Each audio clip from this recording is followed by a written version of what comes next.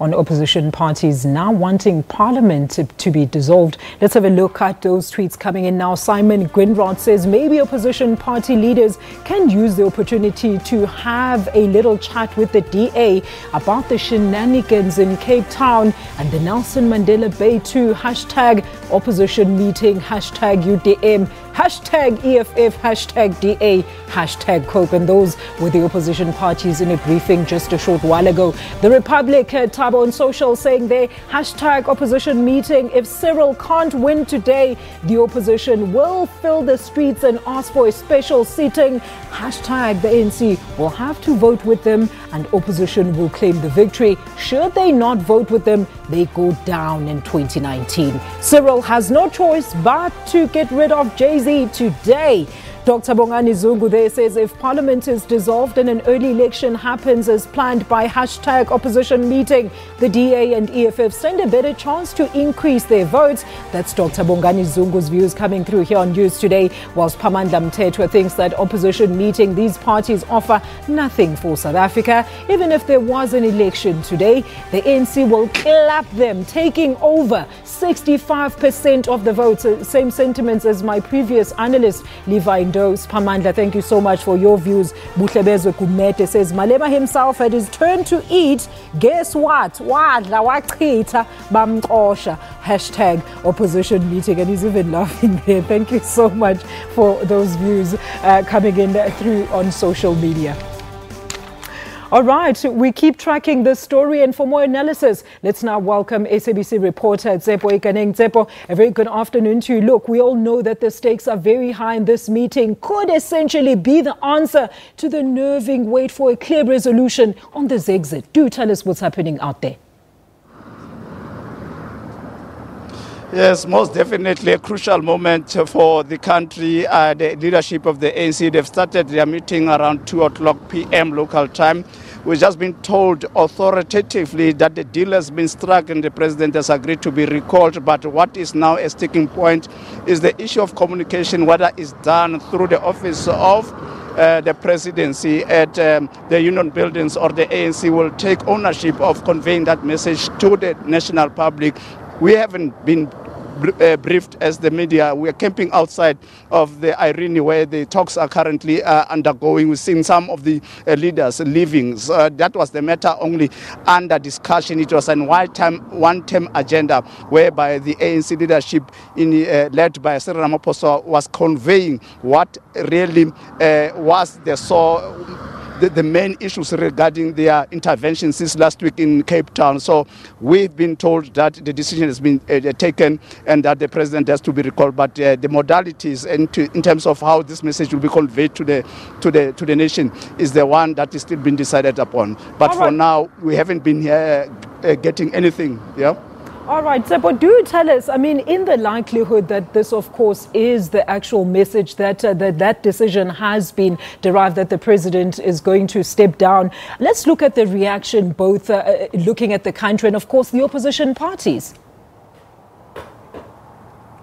Yes, I mean, that is why the opposition had to postpone their scheduled press briefing in Cape Town around 3 p.m. because they want to take the cue from the ANC leadership. As you are well aware, that this is a party political system that we've been governed in South Africa. So deployees of the ANC are recalled by the ANC itself and none other than the National Executive Committee, which really was not going to debate about the fate of the president, was actually to endorse what has already been recommended. As we are well aware, in the past 2 weeks, the National Working Committee of the ANC has advised that the president should be recalled and he should accede to that call. So basically, this was just a formality because in terms of how the party political structure works, they have to bring it back to the highest decision-making body within conferences, which is the NEC, to endorse. So that is why we're having this likelihood that there was no kind of rejection or maybe a turmoil within the meetings of 80 plus members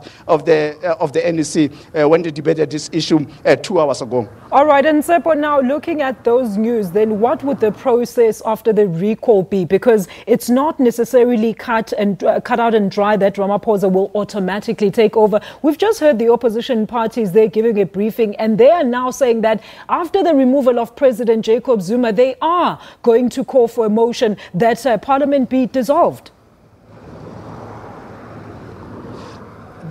That's a major conundrum, whether Cyril Ramaphosa will ascend a position. But according to our constitution, as a deputy, he will have to take that position, or the speaker, for about 30 days, and they elect a new president. That's a grace period that is given within our constitution. But whether he would want to do that, or maybe try to elect somebody as a caretaker president up until the next general elections, are expected to be in April next year, it remains to be seen. It's a call that the ANC will have to make. And I think throughout these processes, they've been mulling in terms of how they will be reacting to that. But there is a push for certainty. As we are well aware that our economy is not doing very well, the global investors are very wary about where the country is going. And again, ahead of the elections, we would want to see the incumbent being a face of the campaigning. So whether they'll be able to get the caretaker or they'll have the Deputy President Cyril Ramaphosa taking over, it remains a call that has to be made by the ANC NEC. And Tshepo, and while we're on that, I mean, you are at the venue, and I'm sure you've been closely monitoring the proceedings. Yesterday, I think, of course, the alliance partners, I'm sure it was SACP, was coming out to say that in a scathing attack, saying that in such decisions, a huge decision like recalling President Jacob Zuma, they should be consulted. And this has not happened in this instance. Do you get more a sense of that the alliance is not being included during these talks at such a critical stage? That point has been raised critically before, even before this discussion started. And I think it's upon the ANC leadership to actually decide as to whether they consult them. But I think behind the scenes, I mean, there have been briefings that have been continuing. As we are well aware that this process is not only starting today here at Irene. It started 2 weeks ago already. So the president could have, or his aides, or whatever emissaries or go-betweens, being able to talk to the alliance partners. As we are well aware that the NEC is a constitutionally elected body by the ANC membership. So the decision and final decision has to come from there. But obviously, the alliance is very critical to the survival of the ANC, even if it wants to rebrand itself going forward. I think some of the senior leaders within the alliance have been informed already. All right, and Tshepo, before I let you go, just in case some of our viewers might have missed your earlier point, just once again, what is still outstanding before we get that big announcement? Yes, I mean, I think it's a matter of hours before we finally know, and we've been told officially, like we are waiting all of here.